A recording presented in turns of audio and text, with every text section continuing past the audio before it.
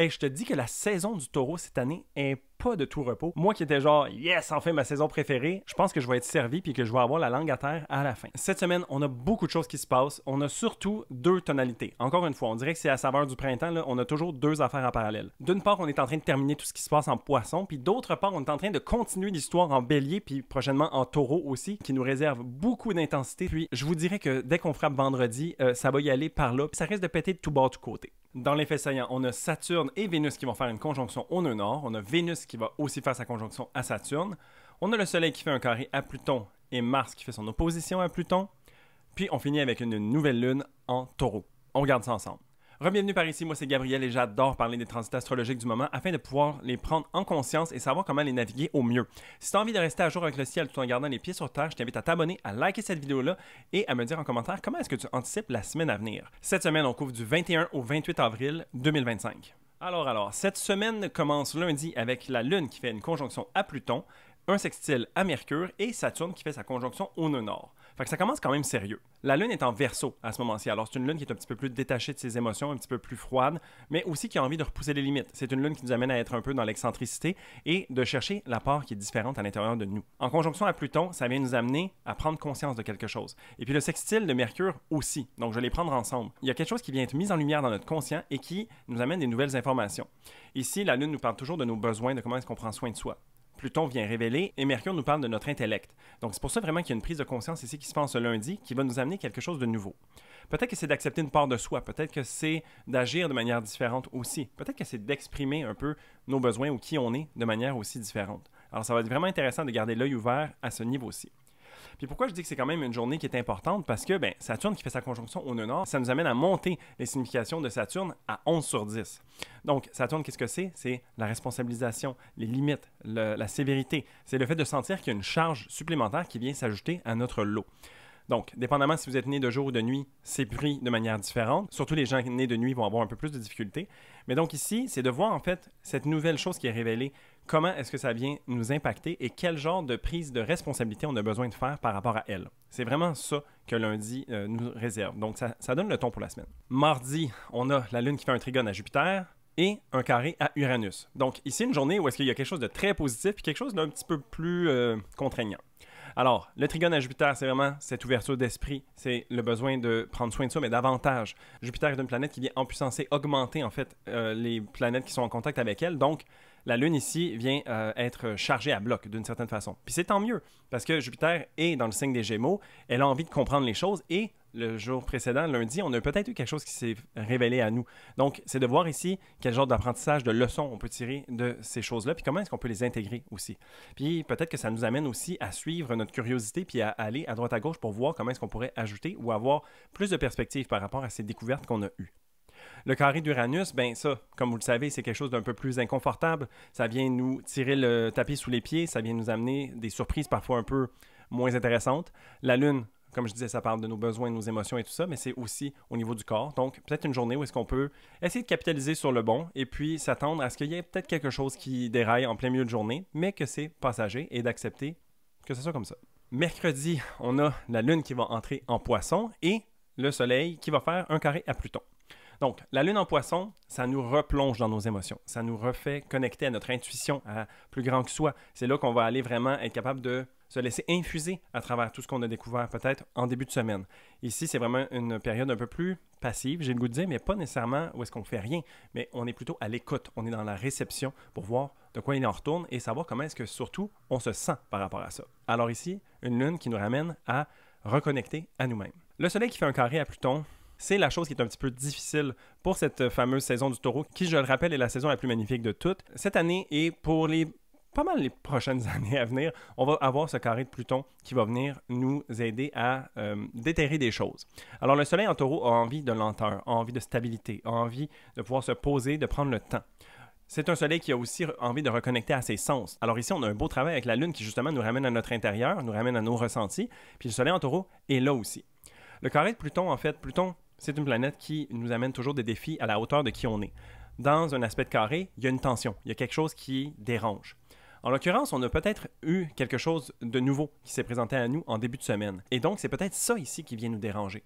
Le Soleil en Taureau aime être peinard, aime que les choses coulent de source, que ça soit tranquille et facile. Pluton, en l'occurrence ici, vient nous amener des défis qui nous amènent à peut-être reconnaître que ce qu'on s'imagine être une plaine verdoyante, il y a peut-être quelque chose en dessous qui est caché et qui a besoin d'être pris en compte aussi pour vraiment pouvoir capitaliser sur cette tranquillité qui est tant recherchée par un soleil en taureau. Alors ici, c'est de faire face à cet inconfort, de voir aussi qu'il y a peut-être quelque chose au niveau mental qui vient nous perturber dans notre réalité matérielle. Parce que Pluton est dans un signe d'air, donc ça nous amène la sphère mentale et il y a peut-être ici quelque chose à prendre en compte ou à prendre conscience de et venir voir comment ça vient se manifester dans nos vies. Donc, d'une certaine façon, la manière qu'on a de penser va venir impacter notre réalité. Notre réalité ici, peut-être qu'elle a besoin d'être mise à jour ou elle a besoin d'avoir une actualisation quelconque pour être vraiment alignée avec nous-mêmes. Jeudi, on a un pas pire programme, mais tout se passe un peu en même temps. Alors, on a Vénus et la Lune qui vont chacune rejoindre le nœud nord, rejoindre Saturne, pour ensuite se rejoindre les deux ensemble. Donc, il y a beaucoup de travail qui se fait à ce niveau-ci dans le signe des Poissons. Ensuite, la Lune va faire un carré à Jupiter et un sextile à Uranus. Donc, le petit cluster du début, où est-ce que Vénus et la Lune vont faire conjonction successivement au nœud nord, à Saturne et ensemble, ça vient tout mettre un peu à 11 sur 10. Le nœud nord a cette tendance à amplifier les choses et à augmenter aussi.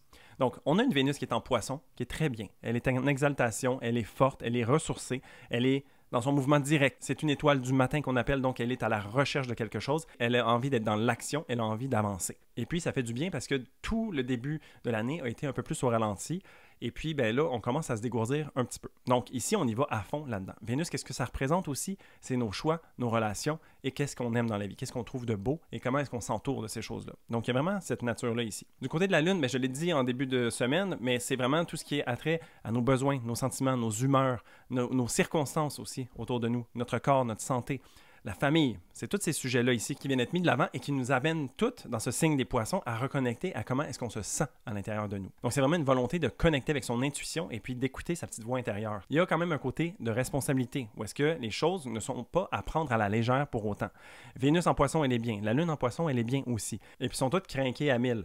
Mais Saturne est là pour nous ramener, en fait, nous rappeler qu'il y a un cadre à respecter, nous rappeler aussi qu'il y a cette réalité à laquelle il faut faire face. Donc, c'est bien beau de vouloir rêver, de vouloir s'imaginer mieux et d'avoir les lunettes roses, par exemple, mais c'est de voir aussi comment ça vient se manifester dans notre vie, de faire face aux choses telles qu'elles se présentent et puis de se tenir droit, en fait, devant elles, puis d'accepter, d'être engagé, en fait, par rapport à sa vie.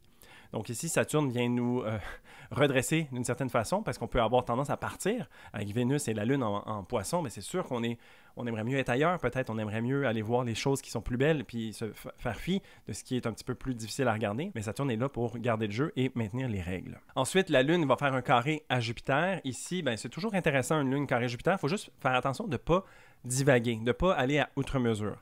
Alors ici, je disais que la Lune en Poisson avec Vénus aussi ont peut-être cette tendance à vouloir s'évader. Jupiter ici peut nous amener à ça, à nous amener à se dire, en fait, il y a tellement de choses qu'on a à prendre en considération, il faudrait peut-être aller voir ailleurs avant de se responsabiliser puis s'engager dans quelque chose de vraiment concret. Alors ici, Jupiter va nous tirer un petit peu pour essayer d'aller voir si on ne pourrait pas aller se distraire ailleurs, alors que Saturne, de son côté, vient mettre son pied à terre. Donc, c'est juste de trouver, en fait, le juste équilibre, à savoir comment est-ce qu'on prend soin de soi et comment est-ce qu'on accepte aussi de s'ouvrir à plus grand, tout en respectant une certaine forme de cadre. Finalement, la Lune qui fait son sextile à Uranus, c'est peut-être là la clé, en fait, parce que Uranus, dans un aspect positif, nous amène peut-être à trouver une solution, trouver quelque chose de nouveau qu'on ne s'était pas attendu à voir et qui vient faire que tout fonctionne. Tu sais, d'une certaine façon, c'est un exemple vraiment bizarre, là, mais chez nous, j'ai une coupe de serrure, en fait, qui fonctionnait pas bien, puis la poignée de porte commençait à lâcher, puis tout. Puis je me suis dit, je sais pas trop, faudrait-tu la changer ou... Puis j'ai décidé de mettre du WD-40, en fait, dans ces serrures-là. Puis, wow, tout va super bien et tout va beaucoup mieux. Donc, c'est un produit qui vient fluidifier les choses, qui vient faciliter l'accès à certaines choses. Donc, ici, c'est quelque chose que je me serais pas attendu. Je sais que ça fait ça, le WD-40, sauf que je me serais pas attendu que ça soit aussi efficace. Donc, peut-être qu'ici, se laisser ouvert à des possibilités qu'on pourrait se dire comme, ben oui, c'est sûr que ça va marcher, mais oh, wow, ça marche d'autant plus. T'sais, il y a vraiment cette possibilité-là ici, parce que toutes les planètes quand même sont assez ressourciées, mis à part Jupiter, là, comme pour vraiment œuvrer et atteindre leurs objectifs. Vendredi, c'est une journée fuego. Ça va y aller par là, j'ai l'impression, avec la Lune qui rentre dans le signe du Bélier, la Lune qui va ensuite faire sa conjonction à Neptune et à Mercure, pour ensuite faire un trigone à Mars, qui est rendu en Lion, et un sextile à Pluton. Donc, si c'était bloqué votre début de semaine, le vendredi, watchez-vous bien, ça va y aller par là. Donc, la lune en bélier, on est une lune maîtrisée par Mars, qui a envie d'action, qui a envie que ça bouge et que ça avance. Mars est rendu dans le signe du lion. Yes, OK, on a vraiment le feu. On a le feu dans les voiles, OK? Fait que ça va super bien. Ça va peut-être un peu trop bien, mais, mais ça veut y aller par là, OK? La Lune qui va faire sa conjonction à Neptune, ça nous amène ça ici, quelque chose de vraiment intéressant. Puis, mettons la conjonction à Mercure aussi, vu que ça va se passer quand même assez rapproché. Ça nous amène à reconnecter à notre instinct. Neptune, on pense souvent d'intuition, OK? Puis on l'a vécu à travers Neptune en Poisson pendant 14 ans, où est-ce qu'il y avait tout cet éveil de la spiritualité et tout ça. Là, ici, Neptune en bélier, j'ai l'impression que ça nous ramène dans nos tripes, ça nous ramène à notre feu intérieur, puis ce que j'appelle l'instinct. Donc, c'est quelque chose qui vient d'en bas, en fait. C'est pas quelque chose qu'on reçoit d'en haut ou qui vient de notre intuition nécessairement. Tu sais, la ligne est mince entre les deux, là, mais j'ai le goût de faire une distinction ici parce que c'est vraiment quelque chose qui nous amène dans la réactivité, dans l'action, dans le désir de bouger. Tu sais, il y a quelque chose de non passif dans cette connexion à soi. Il y a quelque chose de viscéral, en fait. Et puis, Mercure, qui est dans l'eau aussi, nous amène à connecter à ça, mais d'un point de vue mental aussi. Alors, il y a vraiment cette ouverture. On commence à goûter à ça. Ça fait quelques jours, même pas, que Neptune est dans ce nouveau signe-là. Il nous appelle à apprivoiser, en fait, cette nature nouvelle. Donc, ici, c'est une opportunité de le faire, puis d'y aller avec aplomb, en fait. C'est pas de rester passif à attendre des messages, c'est de voir comment est-ce que le mouvement ou l'action crée l'inspiration. Donc, c'est vraiment comme un changement de ton ici. Le trigone à Mars, bon, ben, avec le feu dans les voiles, comme je disais, on a ici un support avec Mars qui nous donne des ailes, en fait. T'sais, il y a vraiment cette volonté de vouloir agir, de vouloir s'affirmer, de vouloir s'exprimer. Et donc, avec la Lune qui parle de qu'est-ce qui est brûlant en elle et Mars qui a enfin les atouts pour pouvoir œuvrer dans son sens, eh bien, ça commence à y aller par là. Si on a des projets qu'on veut débuter, ben, ça commence à vraiment être des bonnes énergies pour faire ça. Finalement, le sextile à Pluton, ben, ça nous donne un petit coup de boost en plus. Ça nous donne une puissance, une intensité qui nous propulse aussi vers l'avant. Donc, tu sais, globalement, le vendredi, let's go. Samedi, on a la Lune qui fait un sextile à Jupiter et Mars qui fait son opposition à Pluton. Bon, il y a un éléphant dans la pièce, c'est Mars opposé Pluton, mais faisons la Lune en premier. La Lune qui s'excite Jupiter, c'est cool, c'est vraiment quelque chose qui se prend bien, ça va faire du bien, ça va nous amener à prendre soin de nous, mais de façon relaxe. Tu sais, quand même, on a le goût d'avancer, on a le goût de bouger, on a le goût de butiner partout, à droite, à gauche. C'est parfait, on se laisse aller là-dedans. Mars en opposition à Pluton, ça c'est quelque chose d'un peu plus important. Donc Mars, c'est l'action, l'affirmation de soi, la colère, l'explosivité. Okay? Dans le signe du lion, un signe qui est de feu, qui est connecté au cœur, qui a envie de pouvoir émettre quelque chose, qui a envie que ça sorte de lui. Okay? Il y a quelque chose de brûlant à l'intérieur de nous qui a besoin de s'exprimer. Puis on se rappelle que Mars, depuis, on and off, okay? Mais depuis septembre, est dans le signe du Cancer, est en rétrogradation, il y a beaucoup d'accumulé. Okay? Il y a vraiment quelque chose d'important qui a besoin d'être dit ici. C'est, ceci dit, la troisième fois que Mars va faire cette opposition à Pluton. On en a eu une à la fin 2024, on a eu une au début janvier 2025, puis ici, c'est le troisième rendez-vous. Okay? Donc, c'est un peu la culmination de tout ça. On a eu un premier passage qui nous donnait un peu la note, mais c'était dans les signes différents aussi, donc ça, c'est à noter.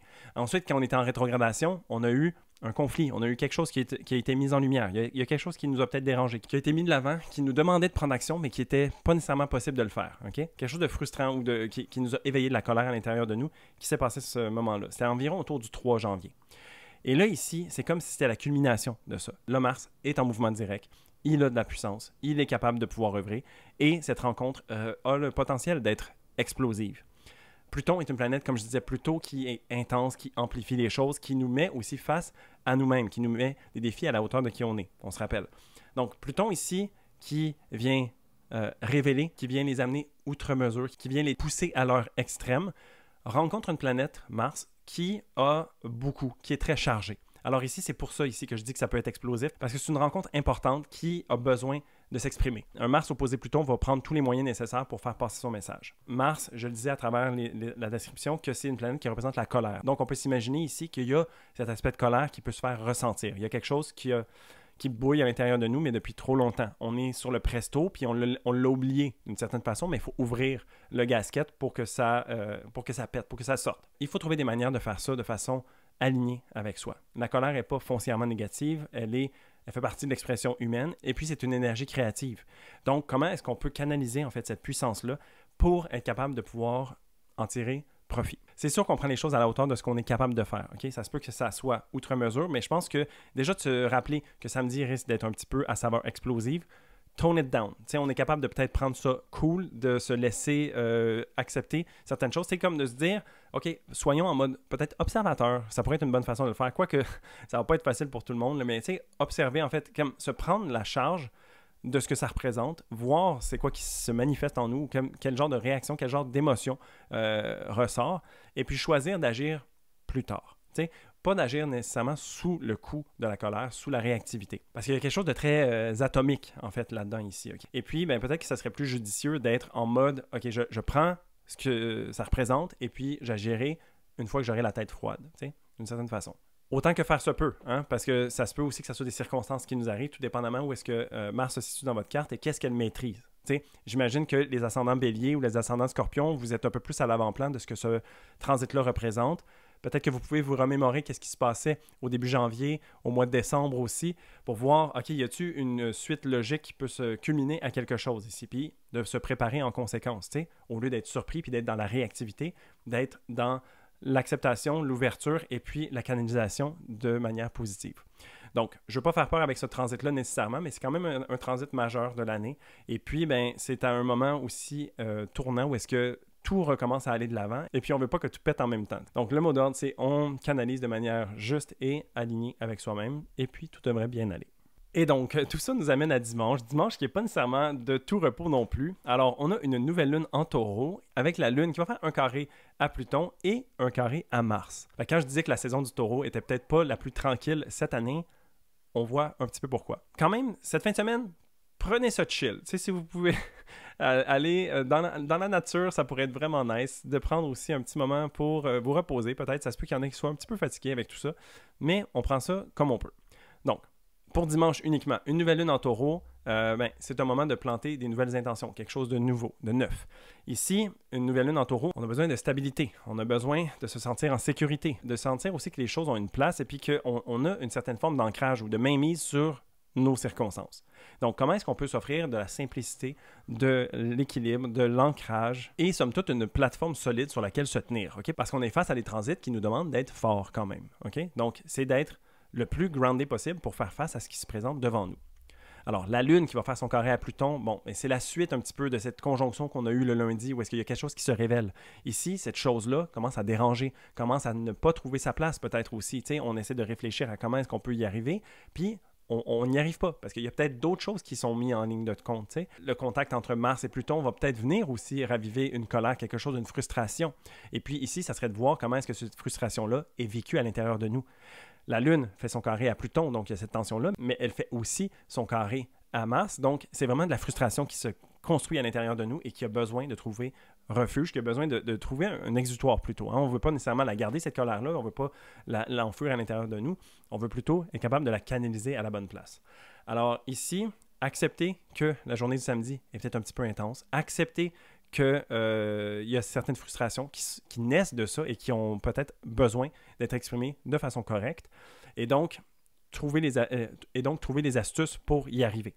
Comment vivre la colère, tu sais, c'est à travers l'art, à travers l'exercice, à travers la thermodynamie aussi, tu sais, comme faire un bain froid, de pouvoir aller en nature, comme je disais, de pouvoir créer quelque chose, écrire à quelqu'un, vivre ça, tu sais, comme canaliser cette énergie-là de cette manière-là va nous aider à ouvrir un peu la soupape face à ce build-up d'intensité et d'émotion qui va se sentir à l'intérieur de nous. Mais c'est pas facile, donc on fait autant que possible. Mais au-delà de ça, cette lune-là, elle est maîtrisée par Vénus, qui est très bien outillée, mais qui est toujours aux côtés de Saturne, qui est aux côtés du nœud nord. Donc, face à ce qui se présente devant nous, comment est-ce qu'on va accepter d'être responsable, de se tenir debout face aux circonstances devant lesquelles on est mis? C'est vraiment ici ce qui est demandé et d'accepter que aussi les fruits qu'on va planter, tu sais, les nouvelles lunes, on plante des graines, les fruits qu'on va récolter, c'est beaucoup plus tard. Donc, c'est dans les 6 mois à venir. Donc, accepter aussi que chaque chose prend son temps. Alors oui, une semaine qui nous demande beaucoup de responsabilisation et qui, une fois qu'on a frappé la journée du vendredi,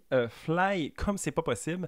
Alors, j'espère qu'on va attacher sa tuque avec de la broche, comme on dit ici, et qu'on va être capable de surfer ça au maximum, parce que c'est un petit océan assez tumultueux sur lequel on va naviguer. Pour la semaine prochaine, on a Vénus qui va retourner dans le signe du Bélier, faire sa conjonction à Neptune, et Pluton va devenir rétrograde. Donc on voit qu'il y a quand même moins de choses au programme, ça va faire du bien. Si tu as aimé cette vidéo, n'hésite pas à y mettre un pouce ou à m'écrire en commentaire comment est-ce que tu anticipes la semaine, ou peut-être plus la fin de la semaine. Maintenant que tu sais de quoi il en retourne, si tu as envie de travailler avec moi, tu peux toujours le faire en m'écrivant sur Instagram ou par courriel. Ça va me faire plaisir de voir une journée qui fonctionnerait pour nous deux pour qu'on puisse regarder ta carte et tes transits. Sinon, je te souhaite une excellente semaine et je te dis à la semaine prochaine pour une prochaine vidéo.